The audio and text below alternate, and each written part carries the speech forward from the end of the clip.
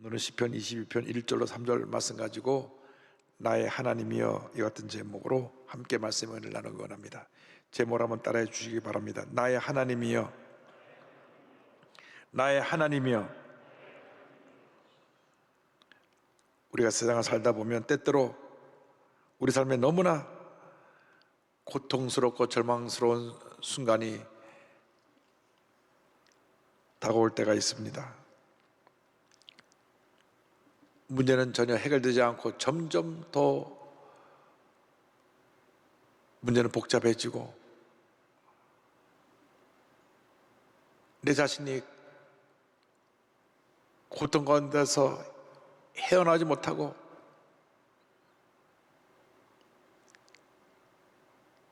날마다 고통스러운 모습으로 하루하루를 지낼 때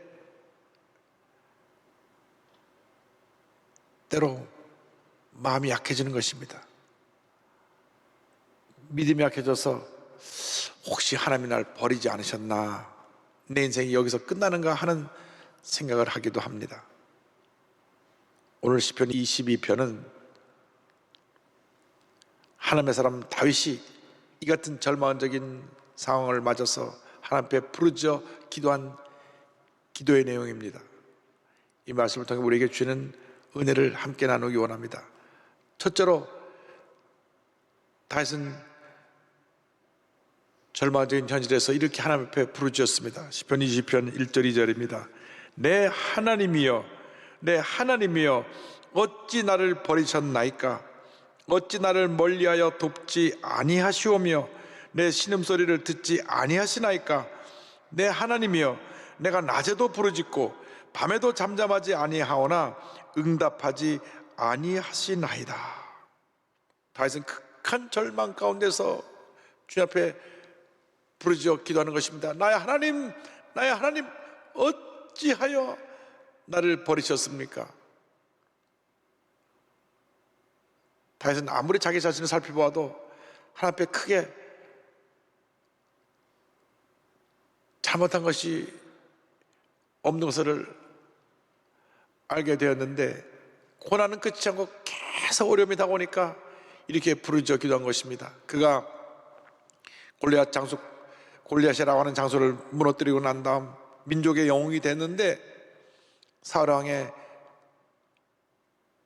시기 질투로 말미암아 왕이 자기를 죽이려 함으로 그때로부터 도망자의 신세가 됐습니다.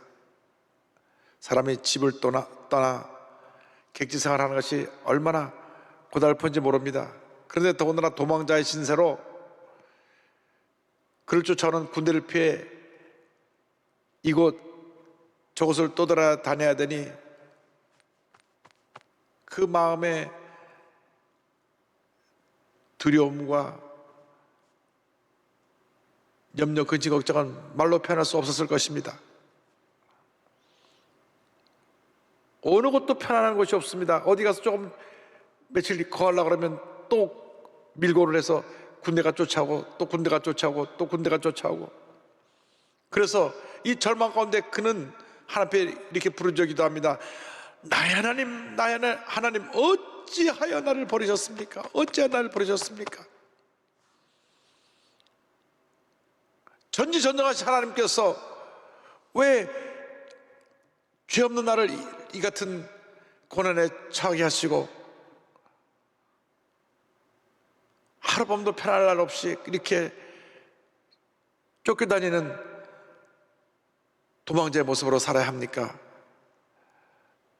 하나님 앞에 질문하고 있는 것입니다. 내가 지금까지 오직 하나님만 믿고 의지하고 하나님 중심의 삶을 살아왔는데 왜 하나님은 침묵하시고 가만히 지켜만 보고 계십니까? 날 왜 이렇게 절망의 자리에 내동댕이 쳐놓고 돌보지 않으십니까? 그는 울부짖어 기도한 것입니다. 다윗은 구원의 능력이 오직 하나님께로부터 온다는 것을 알고 있었기 때문에 더욱 하나님이 간절히 부르짖었던 것입니다. 내가 왜, 무엇 때문에 이런 고난을, 이런 어려움을 이렇게 오랫동안 당하고 있어야 합니까? 아무리 내 자신을 살펴보아도 내가 뭐 크게 잘못한 것을 내가 모르겠는데 왜 내가 대적에게 쫓겨서 이렇게 도망 다녀야 합니까?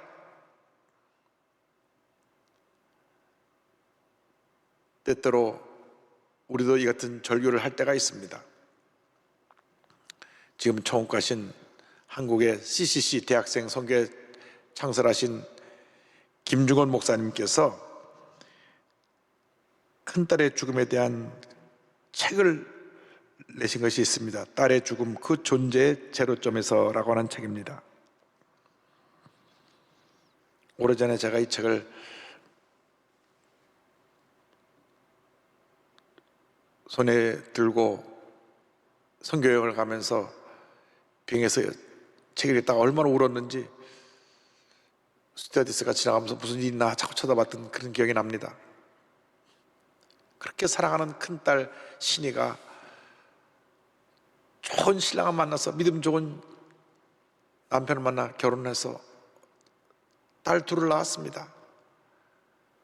삶이 기쁨이 충만하고 행복이 넘쳐나는 가정이었습니다. 근데 어느 날 몸이 불편해서 병원에 가보니 위암 말기입니다. 이미 암이 온몸에 퍼져서 수술을 해도 살아날 가능성이 100만 분의 1도 안 된다고 그랬습니다. 그렇게 시한부 인생을 선고받고도 수술을 했습니다.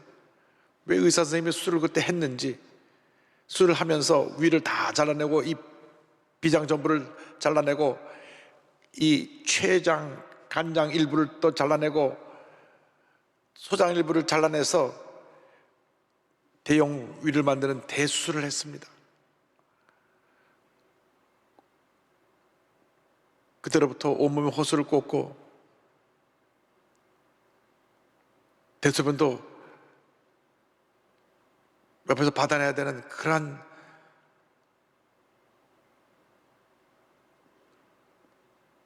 시체와 같은 모습으로 병상에 누워서 167일 동안 죽음의 고통과 싸웁니다. 몸무게가 26kg까지 내려갑니다.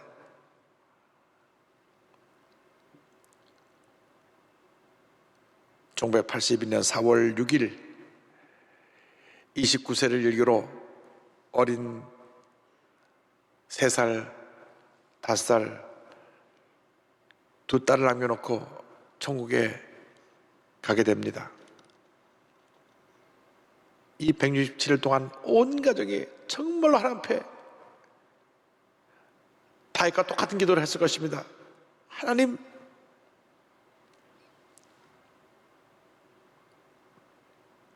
무엇 하나 흠이 없고 정말 주님대로 살기를 원했던 이 딸이 왜 죽어야 합니까?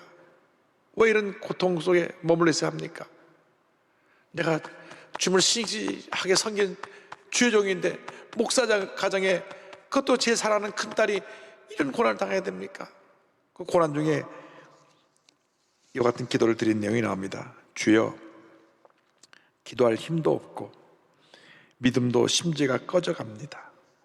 감사와 찬송을 악마가 빼앗아가고 있습니다. 살 힘도 죽을 힘도 없습니다. 병과 싸우고 고통을 참을 힘이 조금도 남아있지 않습니다. 이 시련은 감당할 수 없습니다. 대신 책임져 주십시오. 물속에서 건지듯이, 불속에서 건지듯이 당신이 성령으로 내 대신 기도해 주시고 믿게도 해주시고 감사도 찬송도 주십시오.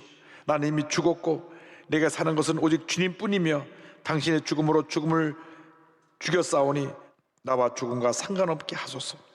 신의 전폭을 대신해 주십시오. 사는 것도 주님이고 주는 것도 주님입니다. 이 싸움은 당신의 싸움입니다. 이 죽음은 당신의 죽음입니다. 온 가족이 피를 토하는 기도를 드리며 딸의 죽음의 고통을 함께 했습니다. 기적적으로 벌떡 일어나서 살았으면 참 좋았겠지만 29살 젊은 나이로 천국에 갔습니다. 그러나 온 가족이 이 말할 수 없는 사망의 골짜기를 지나가면서 믿음으로 하나 되고 기도로 하나 되고 신앙이 승화되어서 죽음까지도 주님의 뜻으로 받아들이는 하나님의 사람들로 변화되었습니다. 이 책 뒤에 가면 딸의 죽음을 지켜보면서 김중원 목사님이 주님 앞에 찬양 드리는 모습이 나옵니다. 가장 절망의 밑바닥에서 주님의 은혜를 체험하고 다시 믿음으로 일어난 것입니다. 우리가 눈에 보이는 것을 보고 절망해서 무너지면 안 됩니다. 어떤 어려움이 다가와도, 어떤 고통과 슬픔과 괴로움이 다가와도 그 고통의 기간이 아무리 길다고 할지라도 절대로 포기하지 말고 낙심하지 말고 끝까지 주님만 믿고 의지하고 나가는 여러분 모두가 되기를 바랍니다. 마음을 지키고 주님 앞에 부르짖어 기도하고 또 기도하고 또 기도하시기 바랍니다. 시편 22편 2절입니다. 내 하나님이여, 내가 낮에도 부르짖고 밤에도 잠잠하지 아니하오나 응답하지 아니하시나이다.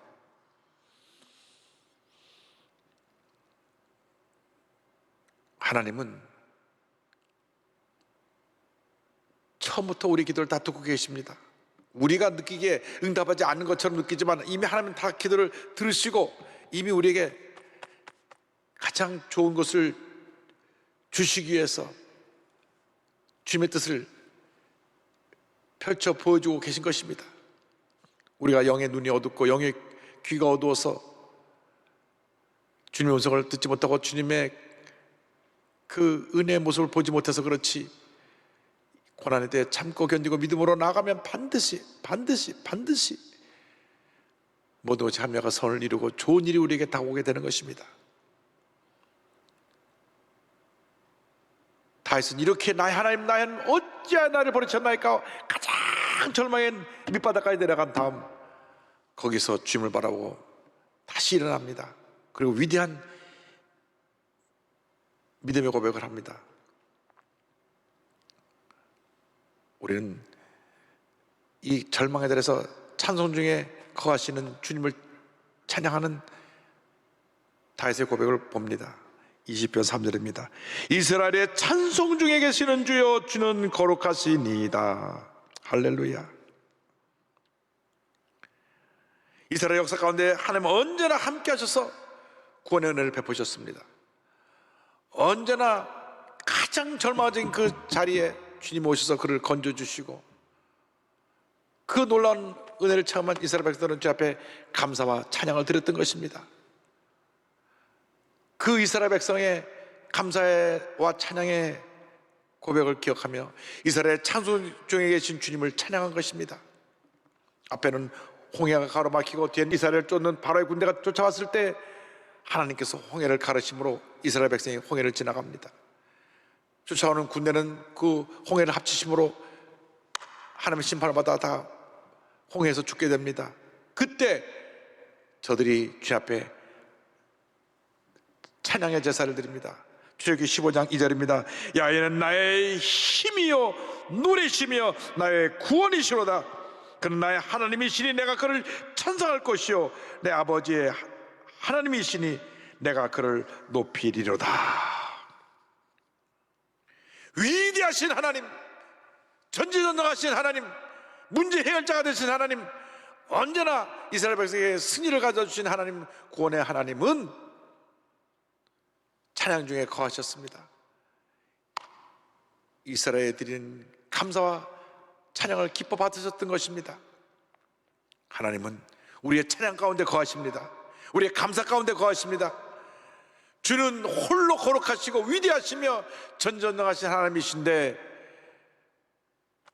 우리가 감사와 찬양과 영광을 올려드리면 주님이 영광을 받으시는 것입니다.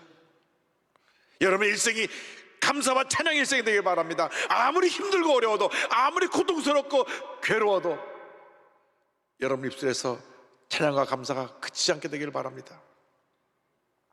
시편 기자는 이어가지고 고백합니다. 105편 1절에 야훼께 감사하고 그의 이름을 불러하려며 그가 하는 일을 만민 중에 알게 할지어다. 고난의 때 고난의 풍랑을 바라보지 말고 풍랑을 걸어오시는 우리 주님을 바라보시기 바랍니다. 문제 해결자 되시는 주님을 바라보시기 바랍니다. 초대교회 많은 크리스찬들이 로마 원형 경기장에서 죽어가면서, 사자에게 물어뜯겨 죽어가면서, 불에 태워 죽임을 당하면서, 십자가 달려 죽임을 당하면서 찬양을 불렀습니다. 주님의 은혜를 감사하고 찬양했습니다. 세상 사람들은 죽음 앞에 두려워 떨고 살려달라고 울부짖지만, 하나님의 사람들은 천국 소망을 갖고 있기 때문에 그 같은 가장 힘들고 어렵고 고통스러운 순간에 죽음을 눈앞에 두고도 감사하고 찬양하고 영광을 돌렸던 것입니다. 어떤 고난도 하나님과의 관계를 끊지 못했습니다. 그 사이를 갈라놓지 못했습니다. 찬양과 감사가 하나님과 우리의 관계를 하나 되게 만들었어요. 더 위대한 하나님의 사람으로, 위대한 하나님의 역사로 우리를 이끌었던 것입니다. 그러므로 어떤 문제와 고난과 어려움을 당해도 감사와 찬양을 그치지 않는 여러분 되시기를 주님의 이름으로 축원합니다. 감사와 찬양을 드리면 주님은 우리를 모든 절망에서 건져주십니다. 다윗은 이스라엘 찬송 중에 계시는 하나님을 찬양하고 나서 구원의 은혜에 대하여 이와 같이 고백을 합니다. 22편 4절 5절입니다. 우리 조상들이 주께 의뢰하고 의뢰하였으므로 그들을 건지셨나이다. 그들이 주께 부르짖어 구원을 얻고 주께 의뢰하여 수치를 당하지 아니하였나이다. 하나님은 구원의 하나님이십니다. 모든 절망에서 건져주시는 참으로 좋으신 하나님이신 것입니다. 이스라엘 역사 고비고비마다 어려움 당할 때, 문제를 많았을 때 저들을 건져주셨습니다. 적군의 손에서 저들을 건져주시고 저들을 고통과 절망에서 자유케 해주셨습니다. 그들이 범죄했을 때 하나님이 이방 민족을 통해 그들을 치게 하셨습니다.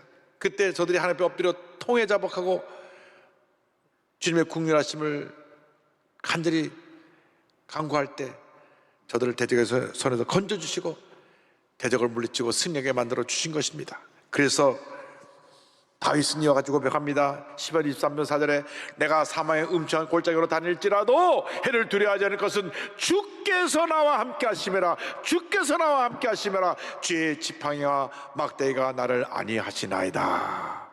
이렇게 고백한 것입니다. 하나님은 그의 택하신 백성을 끝까지 돌보십니다. 절대로 포기하지 아니하시고 끝까지 책임져 주시는 것입니다. 사람들은 가까웠던 사람이라도 자기에게 불이익이 다가오면 관계를 끊습니다. 심지어 어떤 못난 사람은 자기를 그렇게 충성히 따르고 그저 주인이 말이라고 하면 뭐든지 그냥 다 좋아서 주인만 믿고 따르는 충성된 반려견도 병이 들면 내다 버립니다. 그런데 그 반려견은 너 여기 가만히 있어 하니까 그냥 기다리고 있는 거예요. 얼마 전 해외 투표에 나온 뉴스를 보니까 추운 저 구소련 지역인데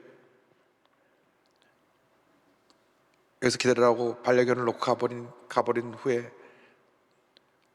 눈이 오니까 이 강아지가 가서 얼어 죽었더라고요. 끝까지 주인 오기만 기다리다가 얼어 죽었습니다. 이것이 사람의 참 죄성입니다. 악한 모습입니다. 우리는 하나님을 배신하고 사람을 배신하고 나를 따르는 짐승을 사랑하는 충견들을 버릴 수 있어도 하나님은 절대로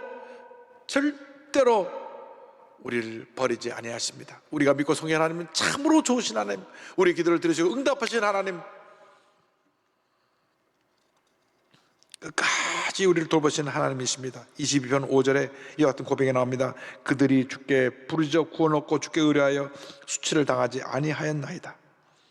너무나 힘들고 어려워서 눈물 흘리며 부르짖을 때 주님이 그 기도를 들으시고 우리를 절망에서 건져주십니다. 20편 4절입니다. 우리 조상들이 주께 의뢰하고 의뢰하였으므로 그들을 건지셨나이다. 세상 사람들은 우리가 어려울 때 고개를 돌리고 외면하지만은 하나님 오히려 그럴 때 더 가까이 우리가 있어서 우리를 붙들어 주시고 그 사랑으로 돌보시고 우리를 그 품에 안아주시는 것입니다. 그와 같은 놀라운 은혜에 대해서 주님의 은혜를 감사하고 찬양하는 여러분 모두가 되기를 바랍니다. 시편 20편 22절입니다. 내가 주의 이름을 형제에게 선포하고 회중 가운데서 주를 찬송하리다. 우리가 어떠한 절망의 자리에 떨어졌다고 할지라도 주님을 꼭 붙잡고 있으면 우리를 반드시 그 자리에서 일으켜 주시고 위대한 하나님의 사람으로 우리를 변화시켜 주실 것입니다. 미국 로스앤젤레스 사우스 센트럴 지역의 가난한 흑인 동네에 태어나서 이혼한 그 홀어머니 밑에 어렵고 힘든 생활을 했다가 마약 딜러까지 되었다가 미국이 알아주는 요리사가 된 제프 핸더슨이라고 하는 분이 있습니다. 어릴 때부터 도둑질 일 삼다가 14살 때 퇴학을 당하고 거리를 떠다닙니다. 그래서 마약 세계에 발을 디뎌놓습니다. 20살 때쯤 마약을 직접 만들어서 팔기 시작했습니다. 한때 마약을 잘 팔 때는 일주일에 35,000달러 마약을 팔기도 한 잘 나가는 마약 딜러였습니다. 그의 나이 24살에 마약 밀매로 경찰에 붙잡혀서 19년 7개월 형을 받고 선고를 받고 감옥에 들어갑니다. 한 20년을 감옥에 들어가 있게 되는 거죠. 그의 인생이 끝났다고 했을 때 하나님이 그를 부르셨습니다. 감옥에서 예수님을 만나게 된 것입니다. 그에게 전하는 복음의 말씀 듣고 그가 태어나서 처음으로 진정한 사랑을 깨닫게 된 것입니다. 주님의 사랑을 깨닫게 된 것입니다. 그때로부터 그는 교도소에서의 삶이 절망이 아니었습니다. 희망을 향해 나가는 과정이었습니다. 재소자들이 가장 싫어하는 교도소 주방에서 설거지하는 일을 배정받았는데 기쁨으로 그 일을 감당했습니다. 기록을 보면 하루 8시간씩 1,500명 분의 그들이 그릇을 다 손이 툭툭 부르들 정도로 그릇을 닦고 설거지를 했습니다. 그러면서 이렇게 등 넘어서 요리하는 것을 보고 배우게 된 것입니다. 얼마나 그가 열심히 그릇을 잘 닦았든지 모범수가 되어서 10년 만에 1996년 출소하게 되었고, 그간 교도소에서 갈고 닦은 솜씨로 접시 닦기부터 시작해서 그 다음에 호텔의 요리사의 경력을 쌓으면서 2001년도에는 미국에서 테이스팅 협회, 그 음식 평가하는 그 협회에서 최고 요리사상을 수상하게 되었습니다. 그는 흑인이며 전과 잘하는 핸디캡에도 불구하고 라스베가스에 있는 세계적인 벨라지 호텔의 최초로 흑인 총주방장이 됩니다. 그런 굿모닝 아메리카 등 여러 프로그램에 출연하면서 그의 지나간 얘기를 간증했습니다. 지금은 학교 교도소를 다니면서 과거에 자기처럼 가난과 절망 속에 살아간 청년들에게 꿈과 희망을 전하고 있습니다. 그는 이와 같이 한 인터뷰에서 고백을 했습니다. 시간이 지나고 보니 감옥에 갇힌 것도 나를 현재의 삶으로 이끄신 하나님 계획의 일부라는 것을 깨닫게 되었습니다. 제가 지금까지 살 수 있었던 것은 하나님의 은혜입니다. 인종이나 지역 공동체의 차별 없이 모든 사람들을 건지시고 격려하시고 힘주시고 일으켜 세워주시는 하나님의 역사가 있었기에 제가 성공할 수 있었다고 확신합니다. 할렐루야. 하나님께서 빈민촌에서 자라던 그 학교를 퇴학당하고 도둑질하던 그를, 또 마약 딜러하던 그를 감옥에 죄수로 들어갔던 그를 부르시고 변화시켜 주셔서 이와 같이 모두가 부러워하는 세계 최고 호텔에서 주방장으로 귀한 일을 감당하게 된 것입니다. 여러분이 지금 어떤 고난의 밤을 지나고 있습니까? 너무 고난의 밤이 길어서 내게는 고난으로 끝날 수밖에 없다는 그런 절망에 처해 있는 분이 있습니까? 그런 절망 가운데 낙심하지 마십시오. 주님만 바라보고 의지하고 나가는 여러분 되길 바랍니다. 주님께서 새 힘을 얻으십시오. 주님만 믿고 의지하고 약속 말씀 붙잡고 믿음으로 전진 또 전진해 나가시길 바랍니다. 주님께서 놀라운 은혜와 축복으로 여러분에게 넘치게 채워 주실 것입니다. 밤이 깊으면 반드시 새벽은 밝아오는 것입니다. 그 밤이 너무나 길다고 느껴지면 그만큼 새벽이 가까워 있다는 사실을 잊지 마시고 고난의 밤을 지나며 큰 믿음의 사람이 되어서 하나님께 복받는 주님의 귀한 일꾼들 복동어들이 다 되시기를 주님의 이름으로 축원합니다.